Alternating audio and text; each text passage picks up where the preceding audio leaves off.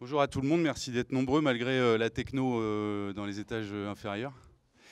Alors, là on est réunis avec 6 étudiants et étudiantes, anciennes et anciens diplômés, qui vont vous présenter tour à tour leur mémoire. Leur mémoire de quatrième année en fait, de diplôme. On va commencer par Sacha Gassuel, qui tu as eu ton diplôme en 2015, oui. Donc directeur de mémoire Manolita Freire Filippi, bon je cite. Alors ton mémoire est sur la notion de la valeur patrimoniale. Voilà, moi j'en ai tiré la conclusion qu'on est bien peu de choses, que tout est voué à disparaître, un de ces quatre. Et on se pose la question aussi de la désuétude, donc c'est ton titre. Est-ce que la désuétude c'est la péremption? Bon, tu dis pas ça, mais on se pose la question tout de même, l'usure, etc. Et puis aussi la question de la possibilité de la réversibilité de l'usure en tant que réparation d'un usage au cours du temps, et notamment du point de vue de l'architecte d'intérieur. Voilà.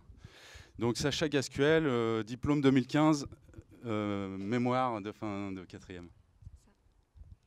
Alors bonjour à tous et à toutes. Alors je vais vous présenter du coup mon mémoire de fin d'études, désuétude. Donc la peur de la perte provoquée par l'abandon des constructions est à l'origine d'un souffle d'intérêt qui provoque chez l'observateur une attraction très forte.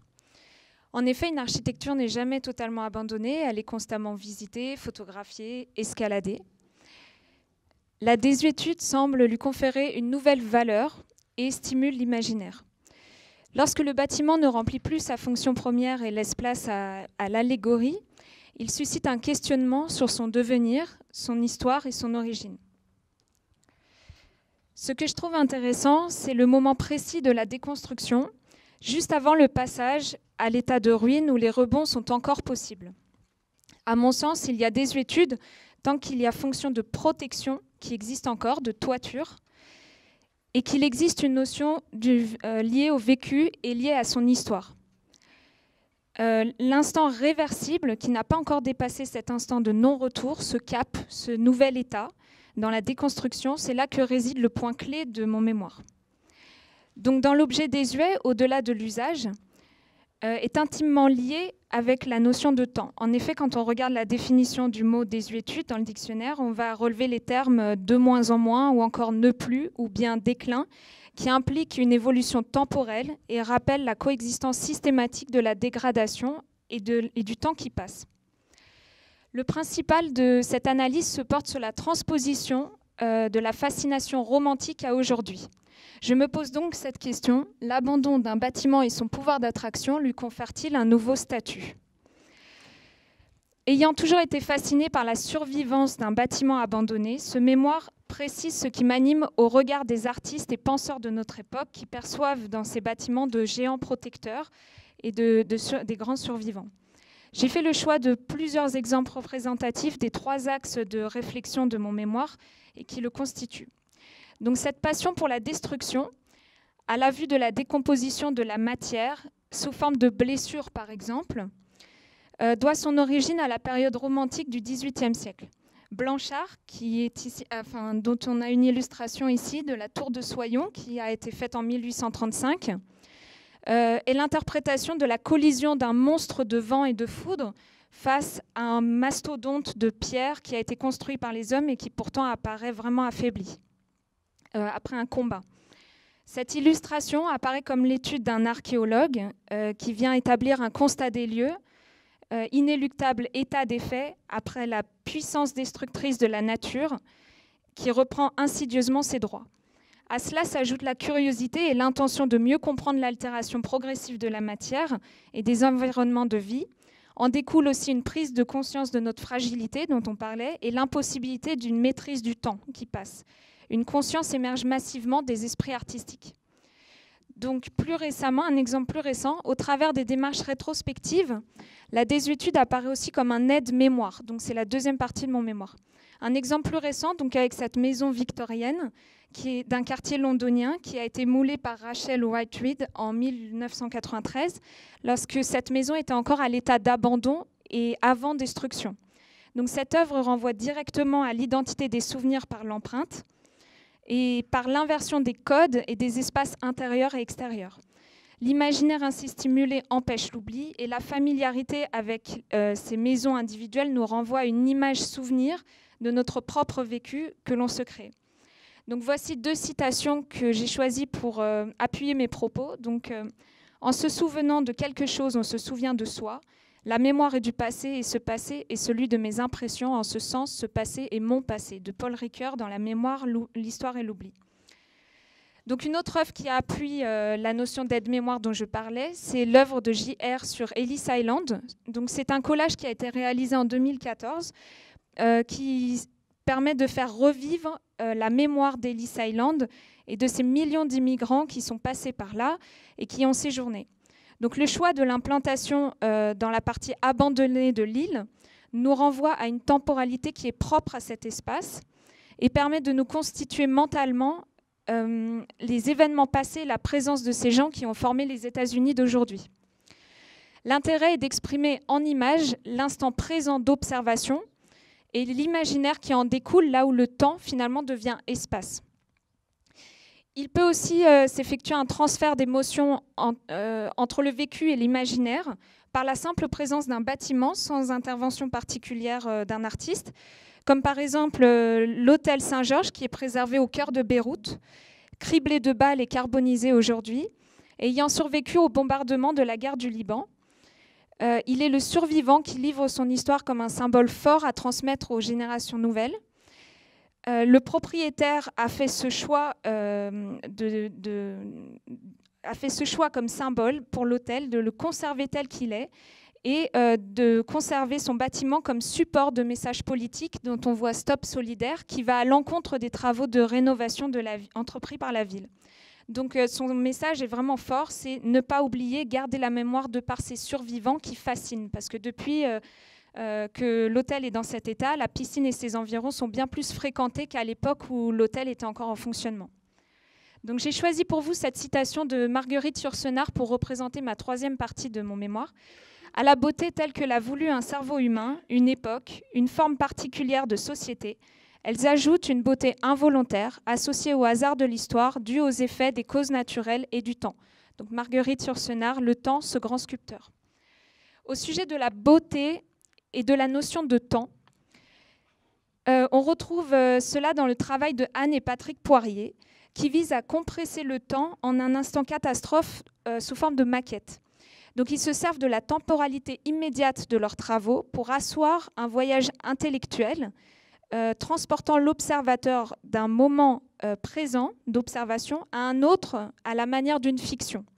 Ce continuum dans le temps de la dégradation, nous pouvons aussi l'expliquer par cette phrase de Marc J. Mignet, « Ce temps que nous regardons, mais ce n'est jamais que d'un présent qui se déplace ». Enfin, pour terminer cette présentation, j'ai choisi un exemple cinématographique évoquant le principe même de propriété du paysage urbain au sein même d'un contexte d'abandon pour faire le lien avec le chaudron. J'ai choisi pour vous des scènes du film Lost River qui évoquent l'histoire d'un adolescent qui arpente les bâtiments en désuétude des alentours pour y récolter le cuivre à revendre. Ah oui, je n'ai pas précisé Lost River de Ryan Gosling qui est sorti en 2015. Mais il est rapidement confronté au maître des lieux autoproclamé qui est prêt à le supprimer pour défendre son territoire et qui le menace en voulant détruire ses biens et en détruisant ses biens directs, comme ici le vélo dans cette scène. Donc c'est vraiment une histoire de territoire qu'il s'est accaparé de manière absolument arbitraire dans une ville délaissée par ses habitants, dans ces quartiers qui sont totalement désaffectés, dont il a pris le pouvoir, qui lui a laissé prendre ce pouvoir. Là où la ville n'est plus une composante de la société, elle laisse place au règne du plus fort qui s'approprie les richesses qui la constituent. Voilà. Donc je termine là-dessus. Merci Sacha. On va faire un jeu des chaises musicales puisqu'il y a 6 étudiantes et étudiants. Merci Sacha d'avoir prolongé en plus ton mémoire avec ce film de Ryan Gosling. On accueille Amélie Demey, ton mémoire que tu as fait pour ton diplôme que tu as eu en 2015 brillamment. s'intitule l'objet unique. Objet unique, c'est bien ça? Oui. C'est bon, mode plein écran. Ouais. Voilà. Donc c'est l'objet, pardon? Ouais, c'est ça.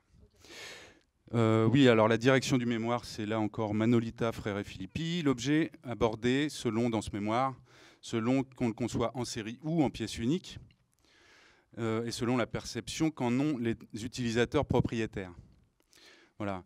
Dans ton mémoire, j'ai trouvé marquant le rôle du designer, qui est presque présenté comme un réactionnaire. Un réactionnaire au sens, on réagit à la perte de sensibilité face à l'objet de série, comparé à une tradition peut-être un peu perdue et imaginaire d'un objet unique comme on pouvait en avoir autrefois. Voilà. Donc le designer réactionnaire, je trouvais ça amusant. Voilà, donc je te laisse la parole et je profite juste, excuse-moi, que j'y pense maintenant, que vous avez amené vos mémoires physiques, c'est-à-dire une reliure des mémoires. Vous pouvez regarder une fois qu'on aura terminé cette petite séance, si vous le souhaitez. Et voilà. Alors bonjour. Donc pour ce mémoire, je suis partie en fait d'un livre de Fatou Diome qui s'appelle Kétala. Le Kétala, c'est une tradition sénégalaise où la famille se partage les meubles et les objets du défunt après une période de recueillement. Et la citation que j'en ai sortie, c'est « Lorsqu'une personne meurt, nul ne se soucie de la tristesse de ses meubles ». L'idée, c'était de comprendre comment nos objets reflètent ce que nous sommes et de rechercher ce qu'ils disent de nous et quelle part de personnalité se charge-t-il. Ce mémoire, pour l'objet, pardon, pour l'objet donc et cette possession, c'est à travers 3 liens entre l'objet et l'utilisateur. Donc la possession qui est différente de la propriété. Dès lors qu'on dit que cet objet est à moi dès que je le possède, à travers l'aspect sentimental, esthétique et nécessaire. L'appropriation, donc la qualité unique d'un objet, est d'abord un facteur personnel. Le processus d'appropriation crée un attachement particulier.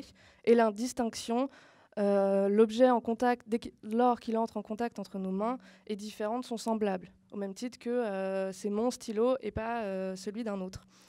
Face à ça, on observe aujourd'hui une banalisation des biens, et donc l'effacement du caractère unique. Et l'idée de ce mémoire, c'était de rechercher dans l'histoire de l'objet et des méthodes appliquées au design les acteurs et les moyens actuels qui sont mis en œuvre pour redonner un caractère unique à nos objets.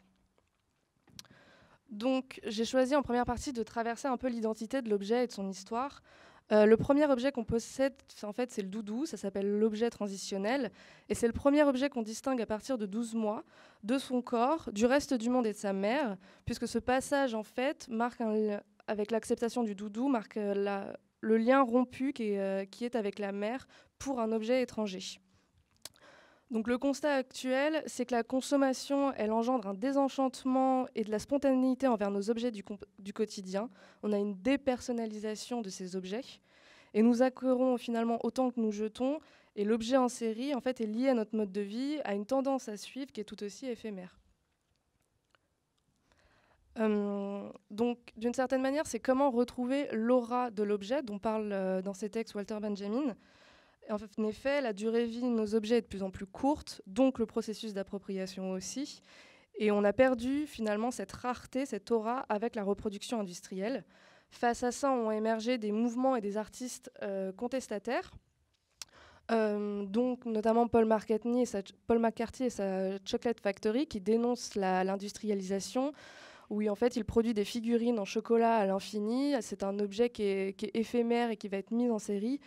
Et qu'en fait, on suit bêtement un modèle économique qui est voué à sa perte. On a aussi les mouvements comme Memphis, avec cette table de Michele Delucci, où en fait la place du designer est de transmettre un message, de confronter la forme et la fonction, d'aborder l'objet dans sa dimension culturelle et politique, et finalement comme l'objet devient un langage, et mise en place aussi la place de l'utilisateur, où l'objet est un objet qui lui ressemble, il obtient un objet qui lui ressemble, et auquel il s'identifie et qui peut participer aussi à la création, ce qu'on voit aussi avec les drug design un petit peu plus tard. Donc finalement, on voit que l'objet dans son histoire est en pleine mutation. On a différentes mouvances en fait, de l'objet. Donc on peut avoir l'objet anonyme. En fait, c'est un objet qui est créé pour son absence d'identité, de reconnaissance de créateur, ce qu'on avait avec la période Mengi des poteries, ou d'affiliation à une marque, qui était à la base la volonté de Muji, mais qui est une campagne purement marketing. Et en fait, c'était pour permettre une meilleure appropriation, mais qui reste finalement assez contradictoire, puisqu'en fait, on achète pour ces raisons, on obtient l'objet pour ces raisons-là, en fait, pour cette marque, parce que c'est Muji, parce que c'est Mingé qui l'a fait. Et finalement, c'est l'utilisateur qui s'y reconnaît là-dedans. L'idée aussi, c'était parler de l'objet de curiosité et de collectionner aussi à travers son histoire, où finalement la collection est considérée comme une non-fonctionnalité essentielle. Et là, j'ai pris en exemple la chaise cantilever de Werner Panton. Est-ce que quand on collectionne cette chaise, on peut préférer son édition de 1967 car elle est originale, rare et aussi chère, ou effectivement est-ce qu'on préfère simplement son édition Vitra qu'il a remise au goût du jour en 2002 pour sa beauté, sa nostalgie. Et on se demande alors, est-ce que c'est le même objet et quel peut être l'intérêt de cette nouvelle édition quand on sait que l'ancienne est encore en vente. Donc, en dernière partie, j'ai choisi de parler finalement de la méthode appliquée des designers sur l'objet pour recréer un enchantement.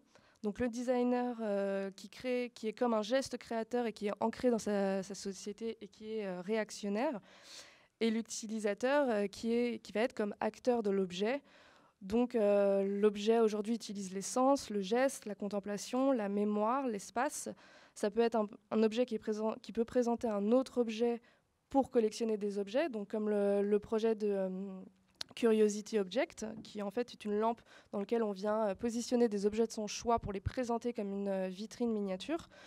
Ou alors, est-ce que c'est un objet pour expérimenter la matière ou la technique, par exemple, et qui va être ensuite appliqué à l'architecture intérieure, en exemple aussi, ou à d'autres domaines, comme le fait Feye Toogood dans son travail. Donc en conclusion, pour me présenter un peu, suite à Camondo, j'ai choisi de prolonger ma formation en design industriel, justement pour approfondir ces questions, je pense. Donc c'est 2 de mes projets. Et l'idée, c'est de mettre en avant effectivement à chaque fois l'utilisation, le rapport aux autres objets et avec l'utilisateur, tout en tenant en compte un processus industriel.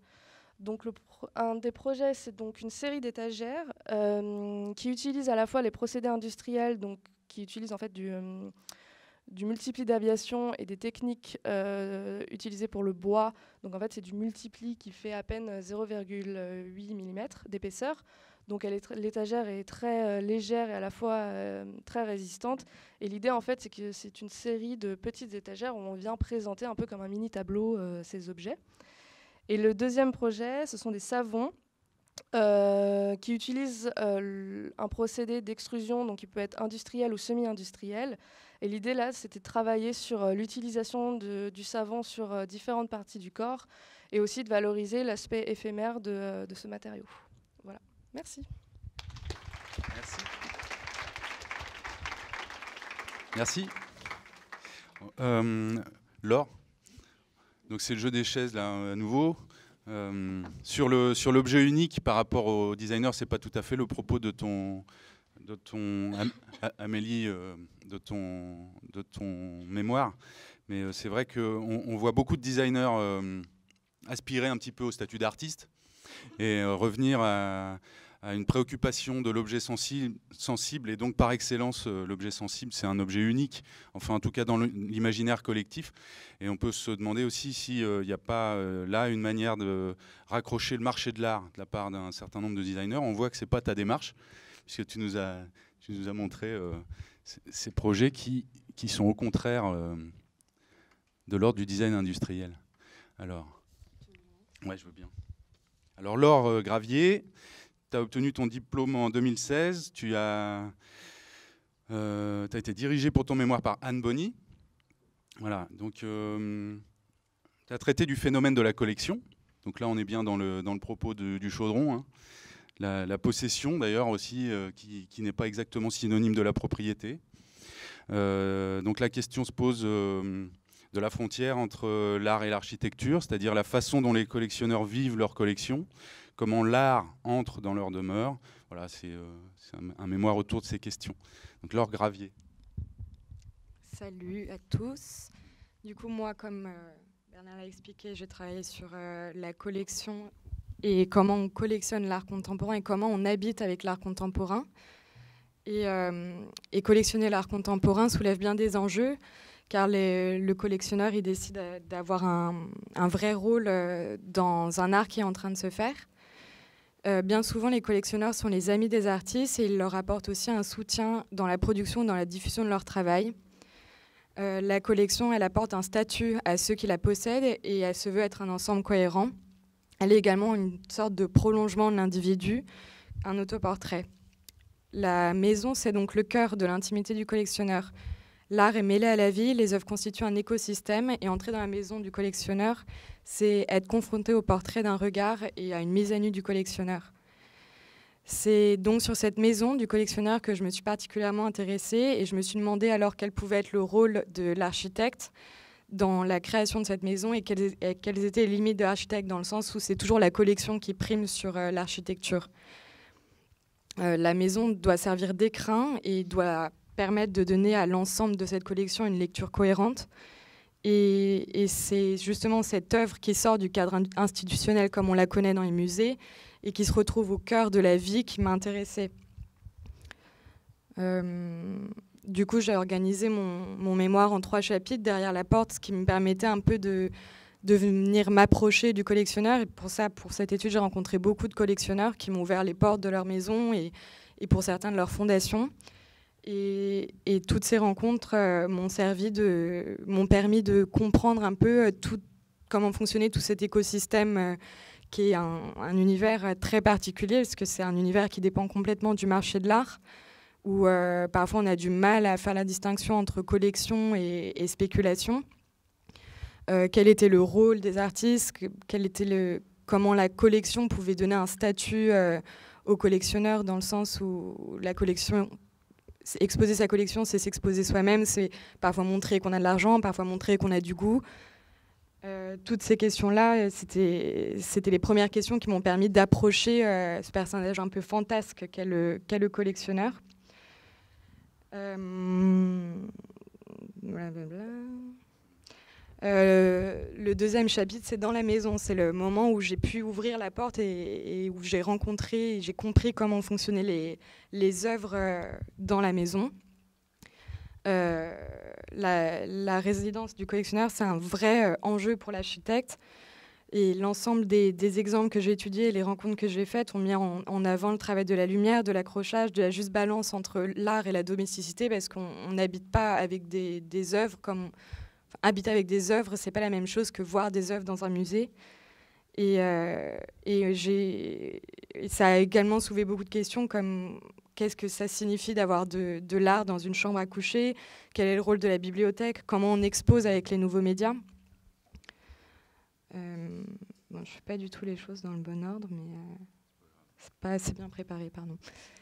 Et par rapport aux nouveaux médias, ça soulève beaucoup de questions parce que le fait d'avoir des installations vidéo, d'avoir des installations sonores, ça suppose d'avoir un accrochage très spécifique qui n'est pas un accrochage standard, et ça suppose d'avoir une nouvelle grammaire en termes de dispositifs architecturaux. On est obligé de créer des scénographies et de s'adapter à ces nouveaux modes d'accrochage. On a ici plusieurs exemples, dont l'exemple en bas qu'on voit en blanc, qui est une maison de François Roche pour un gros collectionneur d'art, et on se rend compte ici que les murs n'ont pas de limite et que le support vidéo, puisque le collectionneur est un gros collectionneur d'art numérique, et que la vidéo s'étend à l'infini sur les murs qui s'allongent comme des écrans. On a aussi d'autres exemples, comme l'exemple de Bill Viola, où on se rend compte que le noir fait partie intégrante de l'exposition, et quand justement on a des supports comme l'art numérique, on est obligé de voir l'œuvre dans un ensemble et pas comme une entité indépendante. La réserve, c'était aussi un autre point. Bon, je vais peut-être passer sur des trucs un peu plus vite, parce que sinon je vais vous faire tout le mémoire. Mais En gros, le collectionneur, il se rend compte vite confronté à la contrainte que les murs lui imposent, dans le sens où, au bout d'un moment, quand il n'y a plus de place, il faut les stocker.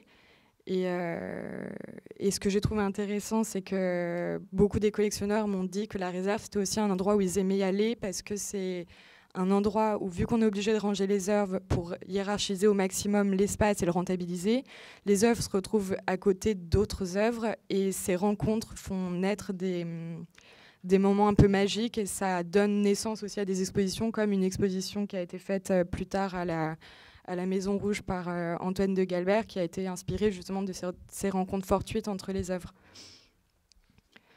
La disparition, c'était un des chapitres du mémoire aussi, parce que beaucoup des collectionneurs que je rencontrais ont eu à un moment de leur vie ras-le-bol de leur collection et ont voulu s'en débarrasser. Ce qui était le cas d'un gros collectionneur de mobilier qui collectionnait beaucoup de Charlotte Perriand, de Prouvé.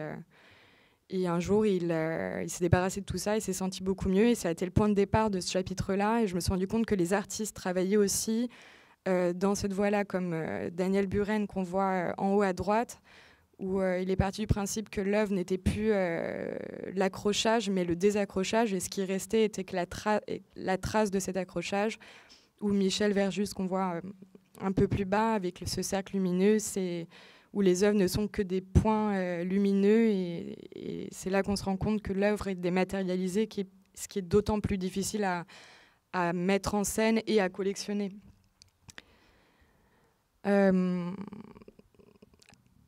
Pour avoir rencontré Nathalie Serroussi, qui est une grosse collectionneuse d'œuvres contemporaines et qui habite dans la maison de André Bloch à Meudon, je me suis rendu compte de l'importance du lien entre art, architecture, design. Et c'était un peu aussi ce que prenait André Bloch avec le groupe Espace, qui est comment faire une œuvre totale et comment lier ces différentes disciplines. Et je me suis rendu compte aussi que les collectionneurs avides de possession ne s'arrêtaient pas seulement aux œuvres à acquérir, mais qui voulaient que leur maison tout entière devienne une œuvre d'art. Donc on a différents exemples d'espaces habités ou non qui sont relatifs à ce que je viens de dire. Et le dernier chapitre qui s'appelle « Hors les murs », qui là parle du moment où les œuvres sortent des maisons pour s'inscrire dans des expositions et dans les fondations que bien souvent les collectionneurs s'offrent. Donc là, on a plusieurs exemples de fondations. Celle en haut à droite que j'ai visitée avec le couple Billaran qui collectionne beaucoup d'art conceptuel. Et la fondation, c'est un vrai plus pour les collectionneurs parce qu'en plus d'avoir carte libre, ils peuvent créer des expositions qui s'affranchissent complètement du système de pensée des institutions et des musées. Et c'est là qu'ils font rencontrer des artistes entre eux, c'est là qu'ils font intervenir des artistes entre eux, et c'est ça qui était très intéressant avec ce couple, c'est qu'ils étaient très copains avec Buren, ils étaient très copains avec Ruto, et ils faisaient travailler tous ces artistes entre eux, et également ils faisaient composer par des compositeurs contemporains beaucoup de musique qu'ils faisaient jouer dans cet endroit-là. Donc ça... La dimension de la collection, elle prenait tout son sens dans cet endroit-là.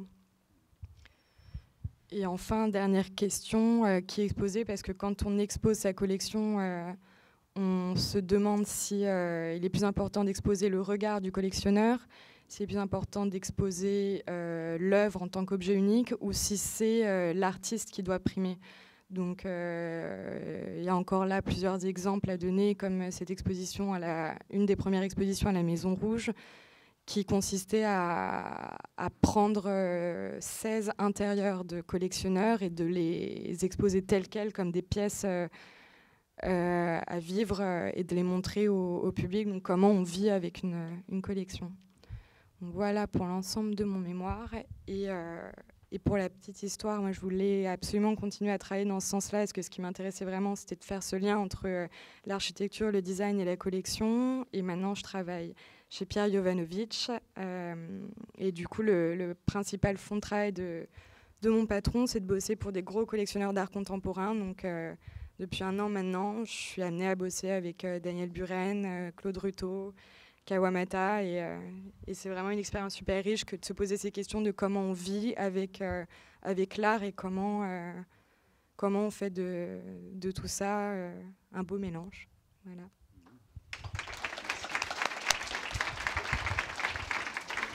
Merci Laure. Donc un parcours exemplaire en fait, de cohérence. Oui. Alors. Donc l'exercice n'est pas évident parce que les mémoires de diplôme, c'est un gros boulot. Là, la demande que j'ai fait à nos 6 anciens étudiants, c'était vraiment de ramasser brièvement un travail assez important.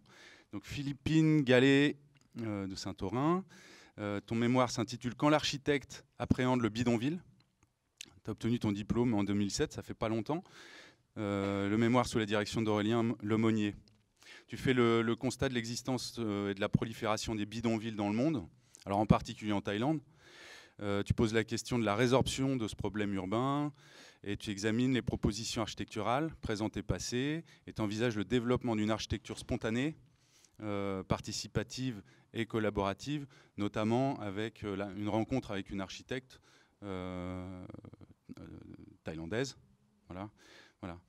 La question qu'on se pose, que je me suis posée en examinant ton mémoire, c'est quelle est la priorité? Est-ce qu'il est important de posséder son logement pour pouvoir vivre de manière décente?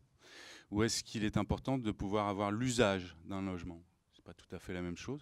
Et effectivement, ton mémoire commence à répondre, pose des questions autour de ça et propose des réponses.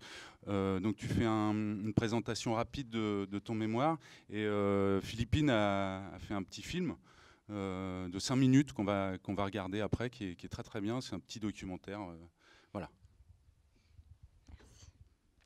Bonjour à tous. Donc voilà, au moment où on écrit un mémoire, en fait, on se pose un peu la question. Ça peut être une question à la fin de ses études, à quoi je sers, quelle est un peu mon utilité, qu'est-ce que je fais en réalité. Et du coup, je me suis demandé, c'est quoi l'utilité de l'architecture, c'est quoi l'essence de notre métier. Et de cette idée-là, je me suis intéressée à l'habitat informel.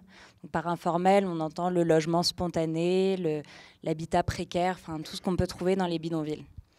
Donc, j'ai eu une hypothèse de départ qui n'est pas là. En fait, j'ai lu un livre de Yona Friedman qui s'appelle « L'architecture de survie » et qui développe un peu ces idées qui peuvent sembler un peu simples, un peu naïves. Mais est-ce qu'on pourrait considérer l'habitat informel comme une source d'inspiration pour l'architecture de demain, dans le sens où c'est une architecture qui est extrêmement flexible, qui vit au jour le jour, c'est de l'autoconstruction, il y a un vrai lien avec la nature, avec une question de recyclage, etc. Donc, est-ce qu'on pourrait s'en inspirer pour l'habitat de demain ? C'était aussi une volonté de porter un autre regard sur les pays en voie de développement, arrêter de toujours être les donneurs de leçons et au contraire apprendre de ce dont on n'a pas l'habitude d'apprendre. Et puis, je ne sais pas, revenir à l'essentiel, à l'essence même de notre métier. Donc, comme c'était une idée un peu difficile à aborder, je me suis dressé une liste d'architectes qui ont vécu chacun une expérience dans un bidonville. Donc, ce sont tous des architectes très différents, qui sont d'origines différentes, qui n'ont pas vécu à la même époque, qui n'ont rien à voir entre eux. Mais voilà comment je les ai regroupés. Les 2 premiers sont des architectes bâtisseurs institutionnels, c'est-à-dire qu'on leur a fait une commande et ils étaient là pour un projet de résorption.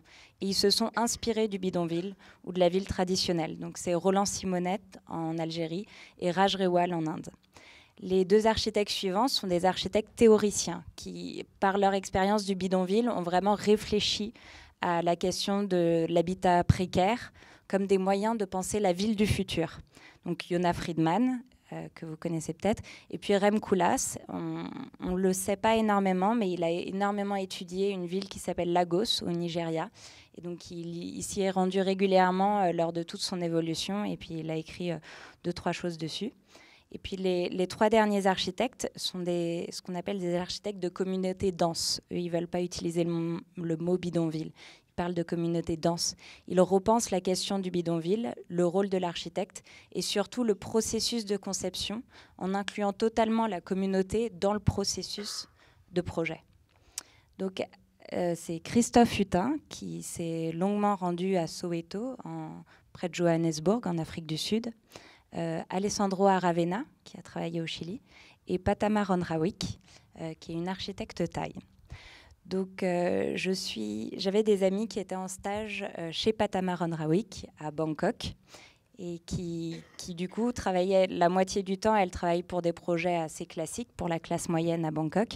Et l'autre moitié, elle est appelée par des organisations humanitaires pour aller rencontrer ces communautés denses et les aider à redéfinir leur village, à reconstruire, à trouver des solutions pour se développer, vivre mieux.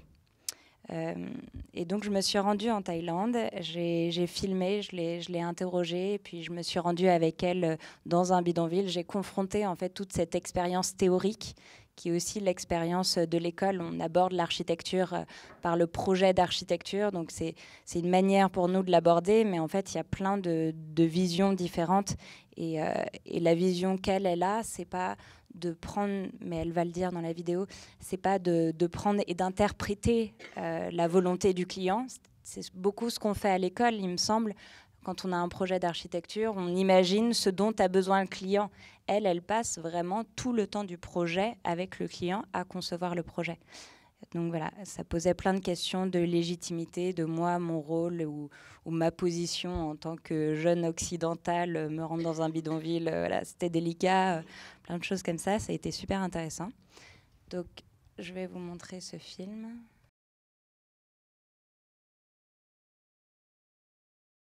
I mean, slum people have function to run the city, but usually, normal people don't see this.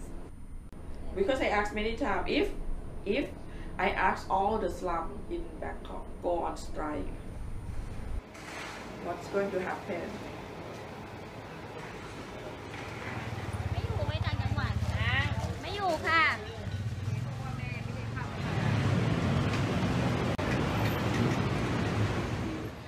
Once you are an architect, you get used to physical things. You used to all kind of material, but not really with the people, with the with the Heart. How they feel. You just think of being great, being published in a magazine and thing. But once people use the house or use the building, they might complain that this is so ugly, or this is so hot, this is uncomfortable, But once it's on the magazine, it's so nice, no? But once some people use it, they might complain, that kind of thing. So I think many architects just forget about this, that your architecture is not just a statue that you just build somewhere. But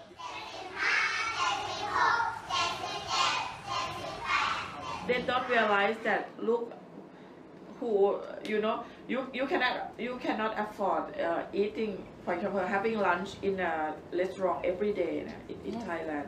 You eat in a when there street vendor, I mean all the time, every day. But then the one who paid it never think that where they live. With the like this punching. It's impossible that they live somewhere in the suburb. No? They have to live in the center.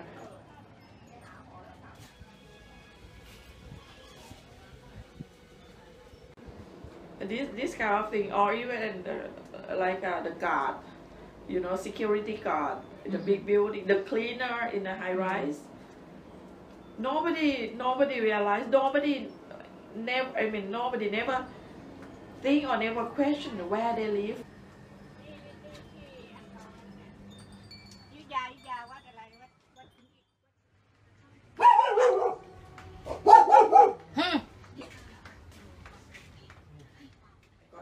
internship and got student. I said, one thing you need to get rid of is your ego as an architect. You know, you are architect, you know everything, you can build nice house. You got better taste than, you know, your client. It's not like that, it's not your house, it's their house. Yes.